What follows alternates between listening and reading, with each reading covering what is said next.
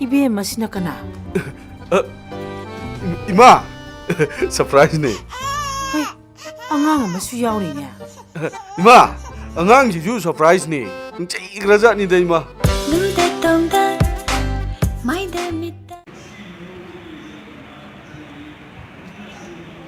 Kanglei Movies World gi Palem Ima haina mingtholiba Manipuri feature film asi miyam gi haunabi mitung inna ngasi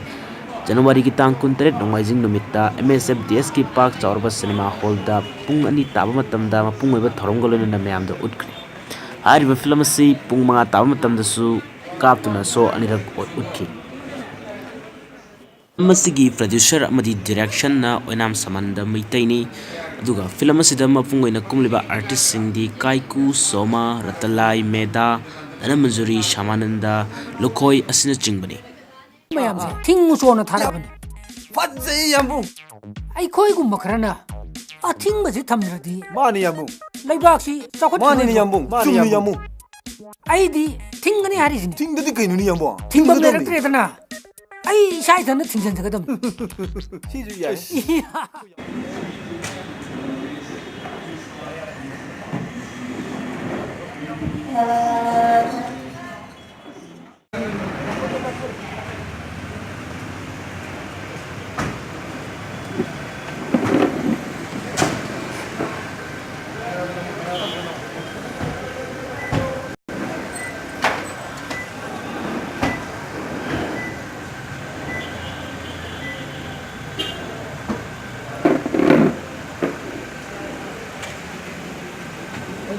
tàn thứ là đi phật đồng nó có vấn đề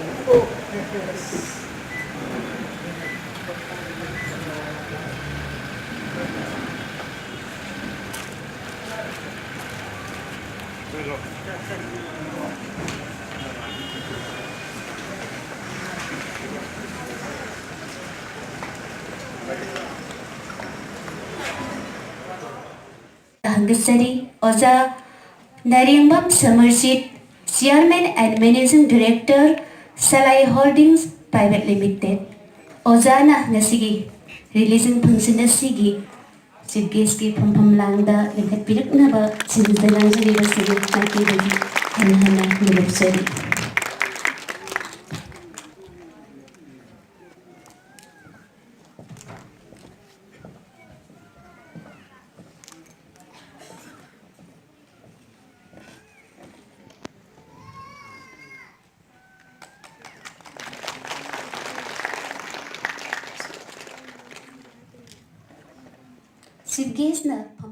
Releasing function asigi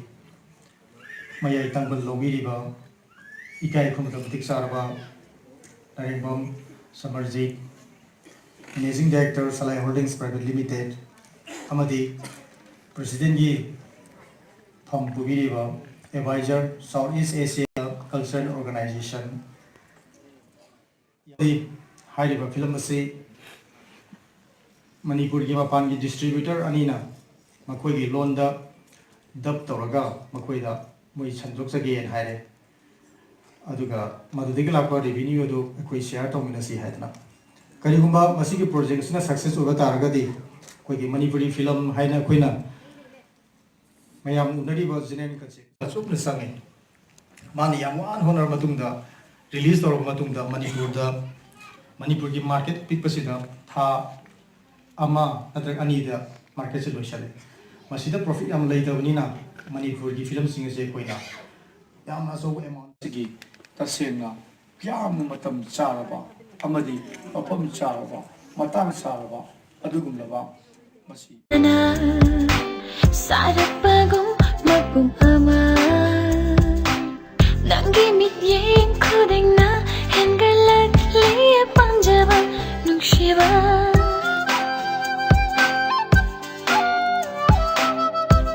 Macet kayana sarap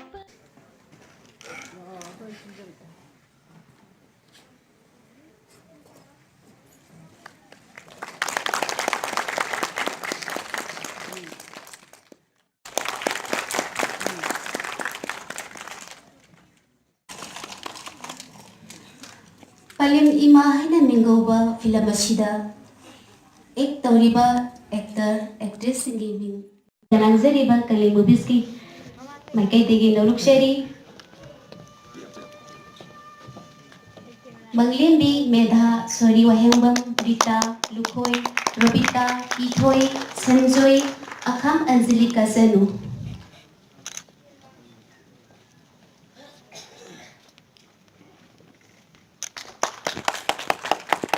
child artist ꯑꯅꯤꯈꯛ ꯀꯧꯈꯠꯆꯒꯦ ꯂꯝꯉꯥꯟꯕꯤ ꯑꯃꯗꯤ ꯗꯤꯜꯀꯤ ꯂꯦꯡꯈꯠꯄꯤꯔꯛꯁꯤ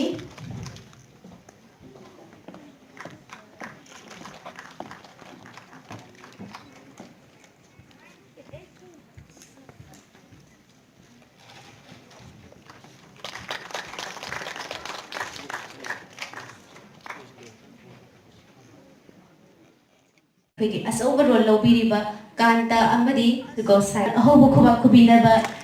ꯄꯤꯖꯔꯤ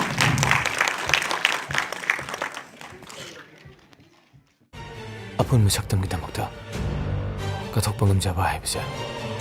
ꯑꯩꯈꯣꯏꯒꯤ ꯂꯥꯏꯕꯛ ꯐꯕꯅꯤ ꯂꯝꯖꯤꯡ ꯃꯈꯥꯗ ꯄꯨꯊꯣꯛꯆꯕ ꯌꯥꯝꯅ historic ꯑꯣꯏꯔꯒꯗꯕ ꯑꯗꯨꯒꯨꯝꯂꯕ ꯐꯤꯂꯝ ꯄꯂꯦꯝ ꯏꯃꯥ ꯍꯥꯏꯅ ꯃꯤꯡꯊꯣꯟꯕ ꯐꯤꯂꯝ ꯑꯁꯤ ꯉꯁꯤ ꯀꯣꯔꯑꯣꯟꯕ ꯄꯟꯊꯧ ꯏꯄꯥ ꯏꯕꯨꯡꯉꯣ ꯑꯃꯗꯤ ꯊꯥꯖ ꯃꯥꯕꯨ ꯊꯥꯒꯣꯟꯖꯗꯨꯅ ꯍꯧꯅꯕꯤ ꯃꯇꯨꯡ ꯏꯟꯅ ꯉꯁꯤꯗꯒꯤ ꯔꯤꯂꯤꯖ ꯇꯧꯖꯔꯦ ꯍꯥꯏꯗꯅ ꯃꯤꯌꯥꯝꯗ ꯊꯝꯖꯔꯤ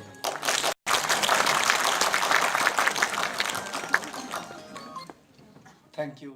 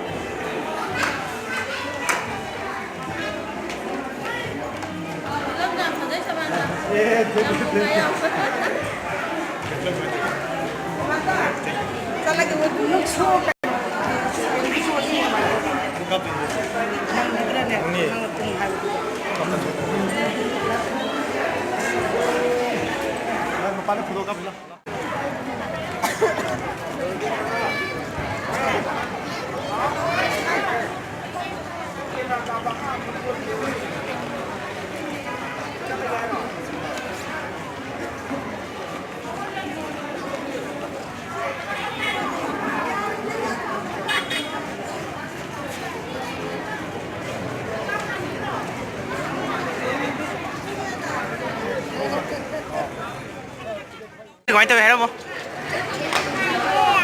Yang nungai ba? Oh, neng na sari ba role do? Ada neng pam solo kau itu ke? Pam ya? Kana lain hero? Aku mawa, aku bawa, aku jaga, aku mani, aku ada buat apa? Oke, yang nungai re, tuti.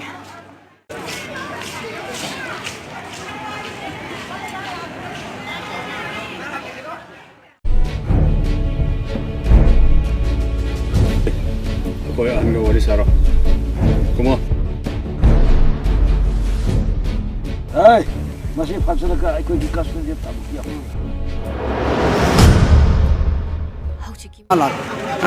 BFX ka transaction game transaction kitang kena beli amne jadu ka wari si dia uza kamai to uza ke remote kitang habiram. Wari sih dah last itu ina conclusion dah ꯄꯂꯦꯝ ꯏꯃꯥ ꯍꯥꯏꯕꯗꯤ ꯀꯩꯅꯣꯝꯃ ꯁꯤꯁ ꯑꯃ ꯂꯥꯎꯍꯟꯅꯤꯡꯕꯒꯤ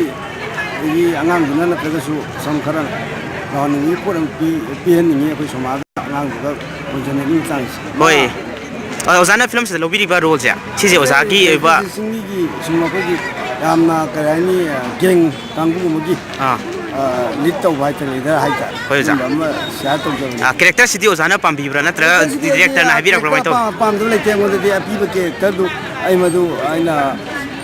ꯌꯦꯡꯉꯒ ꯑꯗꯨꯝ ꯑꯩ ꯑꯦꯛ ꯇꯧꯖꯕꯅꯤ ꯍꯥꯏ okay ꯌꯥꯝ ꯅꯨꯡꯉꯥꯏꯖꯔꯦ ꯑꯣꯖꯥ ꯑꯩꯉꯣꯟꯗꯗꯤ ꯀꯦꯔꯦꯛꯇꯔ ꯈꯟꯗꯦ ꯍꯣꯏ ꯑꯣꯖꯥ ꯑꯗꯣ ꯐꯤꯂꯝꯁꯤ ꯃꯇꯥꯡꯗ ꯃꯌꯥꯝꯗ ꯐꯤꯂꯝꯁꯤ ꯌꯦꯡꯍꯟꯅꯤꯡꯕꯕꯨ ꯑꯣꯏꯔꯣ ꯐꯤꯂꯝꯒ ꯃꯌꯥꯝꯗ ꯍꯥꯏꯐꯦꯠꯇꯪ ꯍꯥꯏꯕꯤꯔꯝꯃꯨ ꯃꯇꯥꯡꯗ ꯑꯩꯈꯣꯏꯁꯦ ꯁꯝ ꯑꯩꯒꯤ ꯋꯥꯔꯟ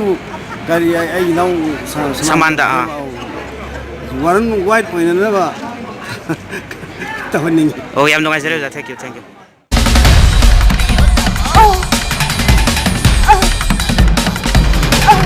ꯍꯜꯂꯣ ꯁꯤꯕꯨ ꯁꯤꯇꯤ ꯄꯨꯂꯤꯁ ꯅꯠꯇ꯭ꯔꯣ ꯀꯀꯥ ꯂꯩꯇ꯭ꯔꯕꯗꯤ ꯏꯗꯣꯝꯆꯥꯁꯨ ꯊꯥꯗꯣꯛꯇꯨꯅ ꯁꯤꯒꯤ ꯊꯥꯛꯁꯤꯗ ꯌꯧꯔꯛꯄ ꯌꯥꯝ ꯅꯨꯡꯉꯥꯏꯖꯩ ꯑꯣꯖꯥ ꯑꯣꯖꯥ ꯑꯗꯨꯒ ꯐꯤꯂꯝꯁꯤ ꯃꯌꯥꯝꯗ ꯄꯤꯔꯤꯕ ꯃꯦꯁꯦꯖꯁꯦ ꯃꯁꯤ ꯑꯣꯖꯥꯅ ꯗꯤꯔꯦꯛꯇꯔ ꯑꯃ ꯑꯣꯏꯅ ꯈꯤꯇꯪ ꯍꯥꯏꯕꯤꯔꯝꯃꯨ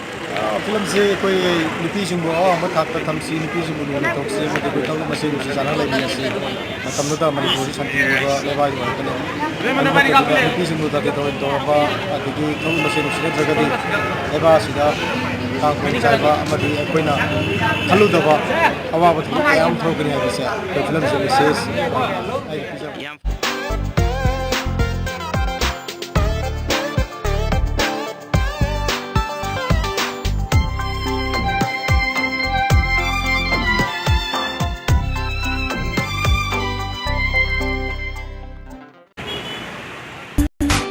Sarapagong mapung ama Nanggi mityeng khudeng na Hengalat liya panjaban nungshiba